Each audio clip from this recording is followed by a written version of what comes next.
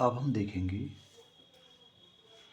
हमारे जो सिलेबस का एक चैप्टर है सबसे कंफ्यूज्ड है, सबसे डिटेल है और उसमें काफ़ी विविधताएं हैं। जैसे नेशनल बिल्डिंग, राष्ट्र निर्माण और इंटीग्रेशन। तो ये पॉलिटिकल साइंस का जो ये दो शब्द हैं ये बहुत ही विविधतापूर्ण हैं और उससे युक्त हैं। अब हम इसको थोड़ा क्लियर देख लेते हैं। जैसे राष्ट्र निर्माण क्या है? राष्ट्र निर्माण एक प्रक्रिया है, मतलब ये एक प्रोसेस है। ये तो क्या है? राष्ट्र निर्माण क्या है? एक ही प्रोसेस है जिसके तहत लोग एकीकृत राष्ट्र बनाने के लिए एकजुट होते हैं। जैसे एक राज्य के भीतर लोगों का एकीकरण, एक राष्ट्रीय पहचान, संप्रभुता युक्त स्थिर राष्ट्र। इस हेतु राष्ट्रीय शिक्षा प्रणाली, सैन्य भर्ती, बुनियादी ढांचे का विकास शामिल है। तो ये काम जैसे हम भारत के संदर्भ में देखें तो 1947 के बाद में सरदार पटेल ने किया शुरू। हम इसको देखते हैं। जैसे राष्ट्र निर्माण क्या है? मतलब नेशनल बिल्डिंग, नेशनल बिल्डिंग तो एक प्रोसेस है, ये मतलब एक प्रक्रिया है। नेशनल बिल्डिंग में क्या होता है कि कोई राष्ट्र स्वतंत्र होने के बाद में उसमें कुछ ऐसे तत्व आ जाते हैं जिससे वो एक राष्ट्र के रूप में आइडेंटिफाई कर सके। जैसे हम भारत के संदर्भ में देखें, कब हुआ? 47 में। तो 47 में आज़ाद होती हुई नेहरू ने कहा था कि हमारा सबसे पहला लक्ष्य क्या है? राष्ट्र की एकता है। फिर हम जानते हैं कि सरदार वल्लभ भाई पटेल ने देसी रियासतों का एकीकरण किया। देसी रियासतों का एकीकरण, जिसको हम थोड़ा अलग पढ़ेंगे। इसमें यह भी देखेंगे कि 543 के अबाउट जो रियासतें थी वो सब रियासतें कुछ तो मिल गई थी पर कुछ ने विरोध किया। जैसे हैदराबाद, जूनागढ़, जम्मू कश्मीर। तो इनके बारे में देखेंगे कि इनको भी किस किस प्रक्रिया से मिलाया गया। फिर बाद में हम ये भी देखेंगे कि राष्ट्र का निर्माण कैसे हुआ, मतलब राष्ट्र के रूप में लोग कैसे सोचने लगे। तो मतलब इसमें क्या है, एक आइडेंटिफाई की जाती है। एक संप्रभुता से युक्त एक राष्ट्र होता है, फिर उसका विकास किया जाता है, सभी लोगों का सहयोग होता है। और जब एक नेशन की जो प्रक्रिया है वो पूरी होती है, प्रोसेस। तो राष्ट्र निर्माण तो क्या है? प्रोसेस है। जबकि जो एकीकरण है, एकीकरण वो अलग है। भाई राष्ट्र तो बन गया, इसके बाद में मतलब राष्ट्र तो बन गया, फिर आता है एकीकरण। एकीकरण तो एकीकरण में क्या होता है भाई? जैसे विभिन्न धर्म हैं, जाति है, भाषा है, क्षेत्र है, मान्यता है, उनके आधार पर लोगों के बीच में जो मतभेद बना रहता है और मतभेद के बावजूद धीरे धीरे उनमें एक एकता की भावना आ जाती है, इंटीग्रेशन। वो कहलाता है एकीकरण। तो हम क्या समझे? नेशनल बिल्डिंग तो एक प्रोसेस है, एक प्रोसेस है राष्ट्र का निर्माण। जैसे एक स्वतंत्र राष्ट्र बनते ही उसको विभिन्न समस्याओं का, प्रॉब्लम का फेस करते हुए भी मतलब वो एक राष्ट्र बनाने के लिए एकजुट हो जाते हैं। उसके लिए वो रियासतों को एक करते हैं, एक भाषा बनाते हैं, एक पहचान बनाते हैं, एक शिक्षा प्रणाली लाते हैं। तो ये तो एक एक प्रोसेस है। जबकि ये क्या है? विद प्रॉब्लम है। और एकीकरण क्या है कि भाई कौन कौन सी प्रॉब्लम को झेल रहा है। तो अब आप हम इसको समझ रहे हैं। एकीकरण में तो क्या है, जैसे प्रॉब्लम सॉल्व की जाती है। जैसे भारत में ये प्रॉब्लम आई, भाषा के आधार पर राज्य बनी, धर्म के आधार पर सांप्रदायिक दंगे हुई, पंथ निरपेक्षता हुई। ये सब क्या था? एक एकीकरण था। और राष्ट्र निर्माण क्या था? 1947 से लेके जो स्वतंत्रता वल्लभ भाई पटेल के बाद में जो जितने भी प्रोग्रेस थे, जितने भी कार्य थे, वो राष्ट्र निर्माण में थे। तो ये तो प्रोसेस है। और एकीकरण में क्या है कि विभिन्न आधारों पर जो प्रॉब्लम है उसको समराइज करके एकजुट करना, स्थापित करना। अब हम इसके बारे में थोड़ा और डिटेल से देखेंगे जिससे हमारी स्थिति और भी क्लियर हो सके। जैसे ये इसमें है नेशनल बिल्डिंग प्रोसेस। भाई प्रोसेस कैसे हुई? राष्ट्र निर्माण की प्रोसेस कैसे हुई? प्रोसेस में देखो साहब, 1947 में नेहरू ने कहा था कि पहली चीज़ें वही आनी चाहिए जो भारत की सुरक्षा और स्थिरता है। नेहरू ने राष्ट्र निर्माण की प्रक्रिया में 1947 में कह दिया था कि सबसे पहले वही चीज़ें आएंगी जो भारत की सुरक्षा और स्थिरता के लिए आवश्यक है। सुरक्षा, security and stability, number 1। Number 2 पर क्या हुआ कि देश आज़ाद होने पर बड़े पैमाने पर सांप्रदायिक हिंसा और विस्थापन, हिंदू मुस्लिम झगड़े हुए, लोग माइग्रेट हुए, यहाँ से पाकिस्तान गए और पाकिस्तान से हिंदुस्तान में आए, उनमें खूनी संघर्ष हुआ। इसके अतिरिक्त कुछ 1947 में कुछ और भी प्रॉब्लम थी। खाद्य और उपभोक्ता वस्तुओं की कमी थी। अंग्रेज चले गए, प्रशासन रहा नहीं, प्रशासन भंग हो गया, न कोई न्यायपालिका थी, पिछड़ापन था, असमानता थी, अज्ञानता थी, और सारा देश एक असमंजस, मतलब सारा देश कैसे जी रहा था? एक कंफ्यूज, असमंजस की स्थिति में था। असमंजस, असमंजस की स्थिति में था, स्टेबल नहीं था, क्या करें? फिर इसके बाद रियासतों का एकीकरण। ऐसे जब कठिन समय में सर्वप्रथम फिर आया पटेल, सरदार पटेल ने क्या किया? रियासतों का एकीकरण शुरू किया। ये राष्ट्र निर्माण की सबसे पहली प्रक्रिया थी, रियासतों का एकीकरण, जिसे हमको अभी पढ़ना है। ये चैप्टर ऐसा है इसमें हम एक दिन में नहीं पढ़ सकते, उसको विभिन्न पक्षों में, जीके में, आर्थिक विकास में, संस्कृति में, इतिहास के माध्यम से विभिन्न पहलुओं को हमको सामान्य सरसरी नज़र देखनी पड़ेगी। तो राष्ट्र निर्माण में सबसे पहले प्रयास शुरू किया पटेल ने, एकीकरण की रियासतें। तो अब हम आगे उस रियासतों के बारे में पढ़ेंगे, कैसे एकीकरण हुआ। फिर क्या है? शरणार्थियों का पुनर्वास हुआ। कुछ जो पाकिस्तान से जो भारत आ गई थी उनको पुनर्वास की समस्या हुई। दूसरा, उस समय यह भी जरूर था कि पाकिस्तान से युद्ध से बचा जाए। भारत युद्ध नहीं चाहता था। इसे कश्मीर का प्रश्न आया, भारत युद्ध नहीं चाहता था, पर एक अनवांटेड वार में उसको धकेल दिया गया। दूसरा, उस समय हमारी जो जो लीडरशिप थी वो सोच रहे थे कि लॉ एंड ऑर्डर की कैसी बहाली हो, संविधान कैसे तैयार की। इसके लिए संविधान सभा बनी, 2 वर्ष 11 माह 18 दिन चलेगी।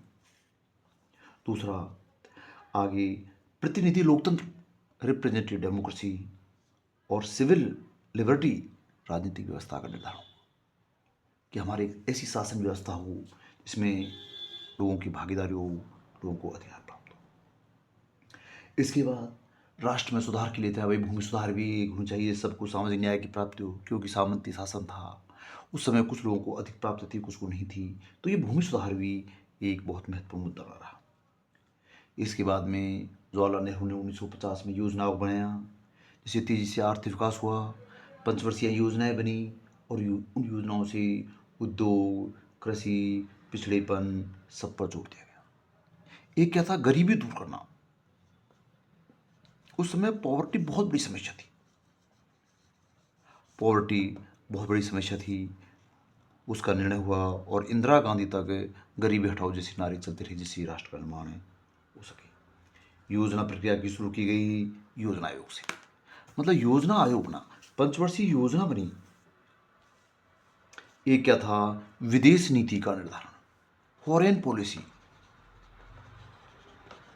भारत ने सोचा कि हमारी विदेश नीति कैसी हो? स्वतंत्र हो, गुटनिरपेक्षता से दूर हो, उस समय सीधे चल रहा था, तो भारत चाहता था कि इस प्रकार की विदेश नीति हो जिससे हम जो पिछड़े एशिया अफ्रीका देशों का लीडरशिप भी कर सकें, अपने हितों को भी सुरक्षित कर सकें। इस प्रकार की स्थिति भी नजर आई। दूसरा, विभिन्न वर्गों और समाज के क्षेत्रों को एक सामान्य राजनीतिक एजेंडे के पास मिला। एक उनका विचार था भाई एक मिनिमम एजेंडा हो, मिनिमम एजेंडा, पॉलिटिकल एजेंडा जिसमें सभी लोग सहमत हो। एजेंडा मीन्स जैसे भारत संप्रभु हो, स्वतंत्र हो, समाजवादी हो, धर्मनिरपेक्ष हो, सबको अधिकार प्राप्त हो, इस प्रकार के मिनिमम एजेंडा सब। नागरिक स्वतंत्रता की रक्षा करना, जो सिविल लिबर्टीज थी वो भी एक बहुत बड़ा महत्वपूर्ण पहलू था कि किस प्रकार से इसकी रक्षा की जाए। शक्तिशाली नेतृत्व, एक पावरफुल लीडरशिप की जरूरत थी। जवाहरलाल नेहरू, लाल बहादुर शास्त्री, इंदिरा गांधी जैसे प्रधानमंत्री आए जिन्होंने देश को एक राष्ट्र के रूप में परिवर्तित किया। दूसरा क्या है, उस समय जो बहुत प्रॉब्लम थी, सांप्रदायिकता ज़्यादा थी। तो सांप्रदायिकता के बारे में नेहरू ने कहा था, यदि सांप्रदायिकता को खुली छूट दी गई तो भारत को तोड़ देगी। नेहरू ने 3-4 बातें कही। नेहरू ने क्या कहा, यदि सांप्रदायिकता को खुली छूट दी गई तो भारत को तोड़ देगी। ब्रेक इंडिया, ब्रेक इंडिया मतलब सांप्रदायिकता से क्या क्या हुआ, break India. Number 1, break India. दूसरा, नेहरू ने कहा था कि यदि कोई व्यक्ति धर्म के आधार पर दूसरे पर प्रहार करता है तो अंतिम सांस तक लड़ूंगा, फाइट लास्ट टाइम। नेहरू ने कहा था कि यदि कोई व्यक्ति धर्म के आधार पर दूसरे पर प्रहार करता है तो मैं अंतिम समय तक लड़ूंगा, अर्थात उसका विरोध करूंगा। इसके बाद एक बहुत महत्वपूर्ण सम्मेलन हुआ, सितंबर 1948। इसके बाद में दिसंबर 1948 में कांग्रेस का एक जयपुर में अधिवेशन हुआ। दिसंबर 1948 के कांग्रेस अधिवेशन में कांग्रेस और सरकार ने भारत को वास्तव में धर्मनिरपेक्ष राज्य बनाने का संकल्प लिया। अर्थात हम क्या देखेंगे कि 1948 में जो कांग्रेस का जो सम्मेलन हुआ था, कांग्रेस एक पार्टी नहीं थी उस समय, एक स्वतंत्रता प्राप्त करने की भारत की एकमात्र एक संगठन था कांग्रेस। 1948 में जो उसका जो सम्मेलन हुआ जयपुर में हुआ, उसमें पहली बार निर्णय लिया कि सेकुलर स्टेट बनाया जाएगा। भारत किसी एक धर्म विशेष का नहीं होगा, अपितु सेकुलर स्टेट होगा, धर्मनिरपेक्ष राज्य होगा। तो हमने ये कब लिया, 1948 में। 1948 के कांग्रेस अधिवेशन में जो जयपुर में हुआ था उसमें सेकुलर स्टेट का निर्णय लिया। नेहरू ने फरवरी 1949 में हिंदू राष्ट्र को पागलपन बताया। कुछ लोग उस समय मांग कर रहे थे कि भारत को हिंदू राष्ट्र घोषित की जाए, तो नेहरू ने कहा था ये पागलपन है। अर्थात हम देखते हैं कि इस तरह की जो स्थितियां थी बहुत ही महत्वपूर्ण थी। नेहरू के भाषणों की 4 लाइनें पढ़ते हैं। सांप्रदायिकता के बारे में कहता है कि यदि सांप्रदायिकता को माना गया तो ब्रेक इंडिया, भारत टूट जाएगा। दूसरा, उसने कहा था कि यदि कोई धर्म के आधार पर प्रहार करता है तो मैं अंतिम समय तक लड़ूंगा। तीसरा, 1948 में जयपुर में जो कांग्रेस का अधिवेशन हुआ उसमें ये प्रस्ताव लिया गया कि भारत को एक सेक्युलर स्टेट बनाया जाएगा। चौथा, जो कुछ लोग हिंदू राज्य बनाने की मांग कर रहे थे, इसको पागलपन कहा, नेहरू ने पागलपन कहा। किसके बारे में, हिंदू राष्ट्र के बारे में, हिंदू राष्ट्र के बारे में पागलपन कहा। इसके बाद समस्याएं और बढ़ी, शरणार्थियों का पुनर्वास, क्योंकि शरणार्थी आ गई थी, सांप्रदायिकता की समस्या थी, कश्मीर में पाक से संघर्ष शुरू हो गया था, स्थिति बहुत खराब थी। इसके अतिरिक्त राष्ट्र निर्माण की और चुनौतियां भी थी। इधर कम्युनिस्टों का संघर्षों की शुरुआत में सत्ता पर कब्जा हुआ, एक और देश इन समस्याओं से जूझ रहा था। देश इन समस्याओं से जूझ रहा था। दूसरी ओर जो कम्युनिस्ट थे,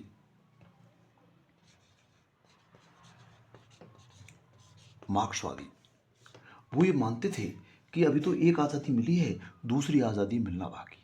वो कहते थे कि भारत में पूंजीवाद नष्ट होना चाहिए, मजदूर वर्ग का शासन होना चाहिए, नेहरू तो साम्राज्यवादी व सामंतों का प्रतिनिधि है। तो कम्युनिस्टों ने नारा दिया, कम्युनिस्टों ने कहा था कि एक आज़ादी मिली है, अंग्रेजों से मिली है, दूसरी आज़ादी तो अभी जरूरी है पूंजीवाद से। अतः संघर्ष करो, क्या करो, संघर्ष, स्ट्रगल। और नेहरू को एक एजेंट बताया साम्राज्यवाद का और पूंजीवाद का। 1948 में भारतीय कम्युनिस्ट पार्टी बनी सीपीआई। सीपीआई ने एक नारा दिया, सामान्य क्रांति, जनरल रेवोल्यूशन। सीपीआई 1948 उसने दिया जनरल रेवोल्यूशन, सामान्य क्रांति, सामान्य क्रांति का नारा दिया। इसके बाद कम्युनिस्टों के द्वारा छापामारी युद्ध प्रणाली से जगह जगह संघर्ष शुरू कर दिया। कारखाने, रेलवे, ग्रामीण क्षेत्रों में शुरू हो गई, छापमार प्रणाली से युद्ध करने लगी।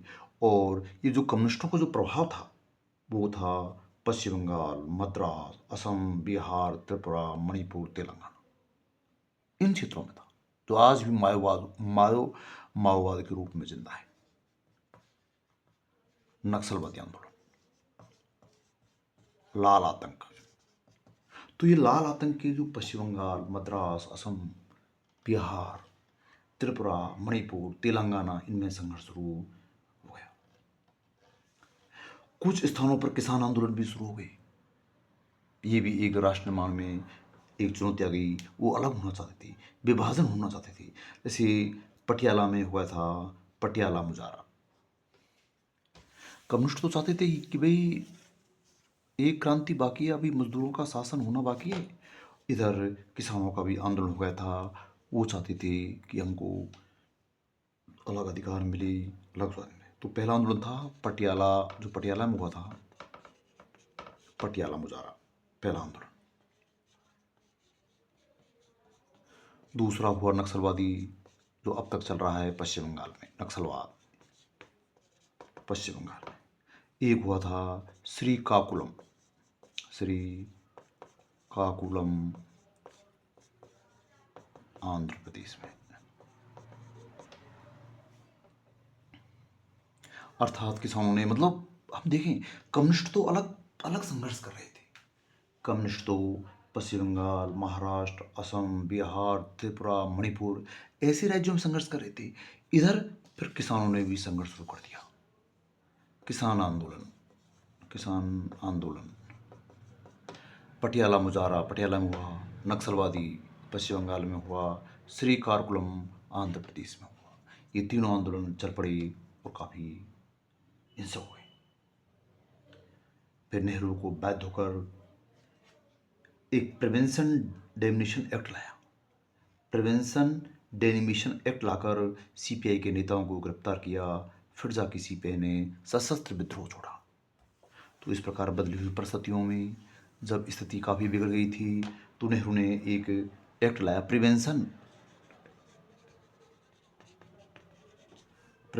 Damnation act, prevention damnation act लाया और सीपीआई के नेताओं को अरेस्ट किया। तब जाके उन्होंने सशस्त्र विद्रोह छोड़ा। सशस्त्र जो विद्रोह था, जो क्रांति थी, वो छोड़ी। अब हम देखेंगे इस बदलती हुई परिस्थितियों में प्रिवेंशन डेमिनेशन एक्ट नेहरू लाया, सीपीआई के विरुद्ध छिड़ा, और तब जाके सीपीआई ने बाध्य होकर सशस्त्र विद्रोह छोड़ा। तब जाके ये पश्चिम बंगाल, मद्रास, असम, बिहार, त्रिपुरा, इनमें शांति स्थापित हुई।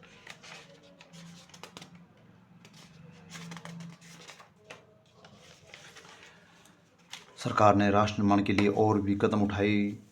प्रीविवर्स एक प्रीविवर्स प्रीविवर्स की स्थापना, मतलब प्रीविवर्स दिए, मतलब देसी रियासतों के जो शासक थे उनको भारत के राज्य में बदले नगद भुगतान दिया गया और उनके प्रीवर्स और अन्य विशेष अधिकार सुनिश्चित किए कि भाई यदि तुम भारत में मिल जाओगे तो तुमको प्रीवर्स मिलेगा, एक नगद निश्चित मानदेय मिलेगा और विशेष अधिकार जैसे उनका राज चिन्ह रखना, प्रतीक रखना,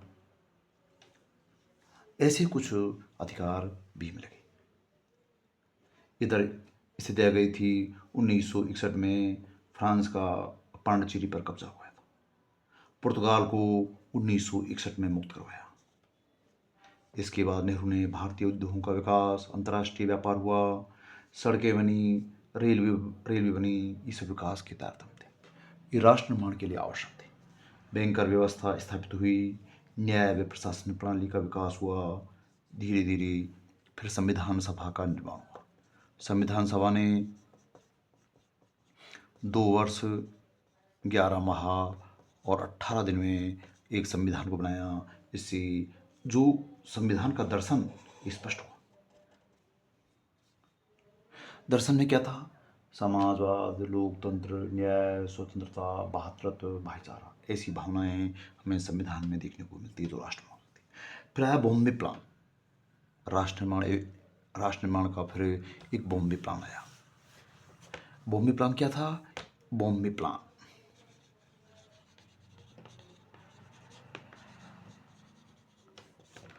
मतलब आर्थिक रूप से राष्ट्र को मजबूत करना, आर्थिक रूप से राष्ट्रों को एक करना, इसके लिए बॉम्बे प्लान था। भारतीय अर्थव्यवस्था के विकास के लिए प्रभावशाली व्यापारिक नेताओं का एक संगठन था। इसमें जिसका लक्ष्य था कि 15 वर्ष में आय दुगनी, 15 ईयर्स में आय दुगनी होगी, आय दोगुनी। शिक्षा का व्यापक दृष्टिकोण, सरकार का हस्तक्षेप व संरक्षण जरूरी। मतलब उसने 3 चीज़ें की कि 15 वर्ष में आय दुगनी और शिक्षा का व्यापक दृष्टिकोण, प्राथमिक का, माध्यमिक का और विश्वविद्यालय स्तर का व्यापक दृष्टिकोण, और सरकार का हस्तक्षेप जरूरी। सरकार का हस्तक्षेप, क्योंकि सरकार के हस्तक्षेप से ही मतलब कोई चीज़ कल्याणकारी राज्य की भावना को प्राप्त कर सकते हैं। तो बॉम्बे प्लान क्या था? 15 वर्ष में दुनिया आय, शिक्षा का व्यापक प्राथमिक, माध्यमिक और विश्वविद्यालय शिक्षा का व्यापक दृष्टिकोण और सरकार का हस्तक्षेप व संरक्षण जरूरी। और इसके जो बॉम्बे प्लान की जो जो एक ग्रुप था, बॉम्बे प्लान में क्या था? ग्रुप था। उसमें जो लोग शामिल थे तो कौन कौन से थे? टाटा, JRA टाटा, GD बिरला, टाटा, बिरला, ठाकुरदास,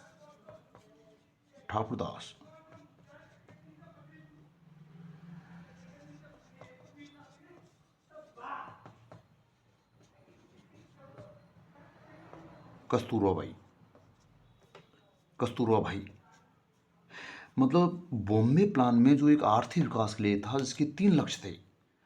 15 वर्ष में आयु दोगुनी हो, आय, शिक्षा का व्यापक दृष्टिकोण हो और सरकार का हस्तक्षेप हो, कल्याणकारी योजना हो।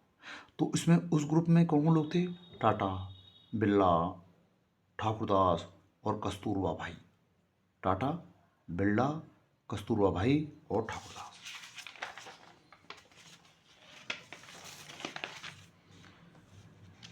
इसके बाद में हम देखेंगे कि भारत में 20 वर्ष तक भाषाई समस्या बनी रही। भाषा के आधार पर राज्यों की पुनर्गठन होते रहे। पंजाब, हरियाणा, इनको हम थोड़ा डिटेल बाद में देखेंगे। राज्य पुनर्गठन आयोग बना 1956 में। मतलब कुछ राष्ट्र निर्माण में कुछ ये प्रॉब्लम्स थी जिनको भी राष्ट्रीय एकीकृत या इस आधार पर हम देखेंगे। जैसे क्या था? लैंग्वेज प्रॉब्लम रह रही थी, भाषा अंग्रेजी हो, हिंदी हो। राज्य पुनर्गठन आयोग, स्टेट रिकंस्ट्रक्शन कमीशन, SRC 1956 में बना पुनर्गठन आयोग। सांप्रदायिक समस्या बन रही, झगड़ी हुई। भाषाई व अल्पसंख्यकों के अधिकारों की रक्षा के प्रावधान किए गए। संविधान के अनुच्छेद 29 और 30 जो अल्पसंख्यक भाषाओं के अधिकार की प्रावधान की व्यवस्था करते हैं। इधर आदिवासियों के आंदोलन भी चल रहे थे। आदिवासी जो मणिपुर में कुकी आज भी आंदोलन चल रहे हैं, ये एक राष्ट्र निर्माण में बाधा पैदा कर रहे हैं, नेशनल बिल्डिंग में एक बाधा पैदा कर रहे हैं। इसके बारे में भी हमको अलग से थोड़ा देखना पड़ेगा। अन्य भारत से कुछ स्वतंत्र होने वाले आंदोलन चले जो भारत से अलग होकर अपनी एक पृथक पहचान बनाना चाहते थे। वो थे असम, मणिपुर, ये मिजोरम। ऐसी आंदोलन भी हुई। स्थानीय संस्कृति की रक्षा के नाम पर हुई। क्षेत्रवाद के नाम पर भी फिर धीरे धीरे निजीकरण उदारीकरण बढ़ाया गया। फिर धीरे धीरे सरकार ने एक प्रोग्रेसिव पहल की, बैंकों का राष्ट्रीयकरण कर दिया 1967 में। और प्रीविवर्स जो राजाओं को जो वो धन दिया जाता था और विशेषाधिकार उनको समाप्त कर दिया।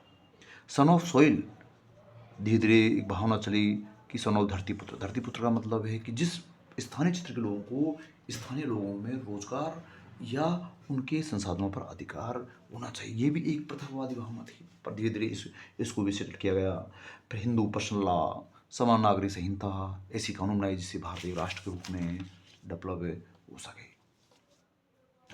अब हम देखेंगे राष्ट्रीय एकीकरण को प्रभावित करने वाले तत्व। राष्ट्रीय एकीकरण किससे प्रभावित हो सकता है? संवैधानिक प्रावधान जैसे प्रस्तावना है, मौलिक अधिकार है, तत्व है, मौलिक कर्तव्य। सरकारी पहल, राष्ट्रीय एकीकरण के लिए सरकार ने राष्ट्रीय एकता परिषद 1962, ये बहुत महत्वपूर्ण, राष्ट्रीय एकता परिषद 1962।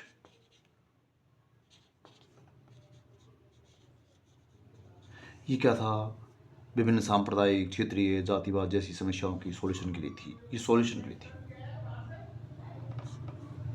योजना आयोग बना, जिसे अब नीति आयोग में भी परिवर्तित कर दिया है। चुनाव आयोग, एक न्यायपालिका, इन सरकारी पहल से भी राष्ट्रीय एकता की भावना उठी। यदि हम देखें इसकी भूमिका के बारे में, राष्ट्रीय एकीकरण में शिक्षा की भूमिका महत्वपूर्ण होती है। एजुकेशन को कैसे बढ़ाया जाएगा? मीडिया के माध्यम से होती है, सिनेमा, खेल की होती है, बुद्धिजीवी मध्यम वर्ग भी राष्ट्र की एकता को संरक्षित रखने में सहायता करते हैं। अब हम देखेंगे राष्ट्रीय एकता दिवस कब मनाया जाता है? 31 अक्टूबर को, सरदार वल्लभ भाई पटेल के जन्म के दिन। राष्ट्रीय एकता दिवस कब मनाया जाता है? 31 अक्टूबर को, क्योंकि उस दिन सरदार वल्लभ भाई पटेल का जन्मदिन है और सरदार वल्लभ भाई पटेल ने सबसे महत्वपूर्ण काम किया, देशी रियासतों का एकीकरण किया, जो एक राष्ट्र निर्माण की सबसे आधारभूत पहल थी। तो है 31 अक्टूबर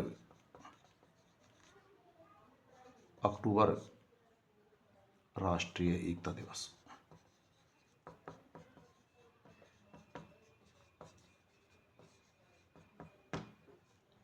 इस प्रकार हम इस चैप्टर के बारे में ये देखेंगे कि इसको हम एक समराइज करके नहीं पढ़ सकते। उसको हम जीके में भी, आर्थिक विकास में भी, सांप्रदायिकता के बारे में भी, विविधता के बारे में, लोकतंत्र के अन्य पहलुओं के बारे में धीरे धीरे हम इसको पढ़ेंगे। तो ये चैप्टर पूरी जो भारत की जो इंडियन जो पॉलिटिक्स है उसका आधार है। इंडियन पॉलिटिक्स की शुरुआत एक मतलब जड़ है, मतलब ये 1947 से अब तक की जो इंडियन पॉलिटिक्स का जो विकास हुआ है वो सब इसमें आता है। पॉलिटिक्स जो डायनेमिक हुई है, गतिशील हुई है, वो सब इसमें मतलब विभिन्न जो पहलू हैं, हम इसको समराइज करके बड़े शॉर्ट में देख सकते हैं कि 1947 से अब तक भारतीय राजनीति में जो विकास हुआ है, गतिशील हुआ है, डायनेमिक हुआ है, विभिन्न चेंज हुए हैं, जो परिवर्तन आया है, जो समस्या ही है, उन सबका अध्ययन हमको करना पड़ेगा। चाहे वो आर्थिक क्षेत्र में हो, सांप्रदायिक हो, भाषा के आधार पर हो, विभिन्न मामले हो, इनको हम इंडियन पॉलिटी में क्रमबद्ध रूप से पढ़ेंगे। ये इस जो लेसन का जो उद्देश्य था, मत था कॉन्सेप्ट को समझना। कॉन्सेप्ट, अब हमने कॉन्सेप्ट को पूरी तरह समझ लिया है। ये राष्ट्र निर्माण तो क्या है? एक प्रक्रिया है जिसके लिए लोग एकीकृत राष्ट्र बनाने के लिए एकजुट होते हैं। राष्ट्र निर्माण तो क्या है? National building. ये तो क्या हुई? नेशनल बिल्डिंग है, प्रोसेस है एक तरह की।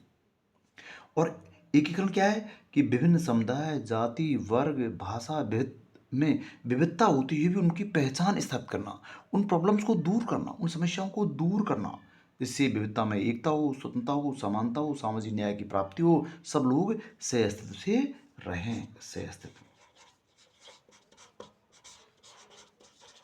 इस तरह से हम इस चैप्टर को क्लियर कर लेते हैं। और इसको हमको बार बार ध्यान रखना पड़ेगा कि ये इसी से पूरा नहीं होता है, ये पूरा होगा हम भारतीय राजनीति की सभी चैप्टरों को भविष्य में पढ़ने वाले के संदर्भ में इसको पढ़ना है।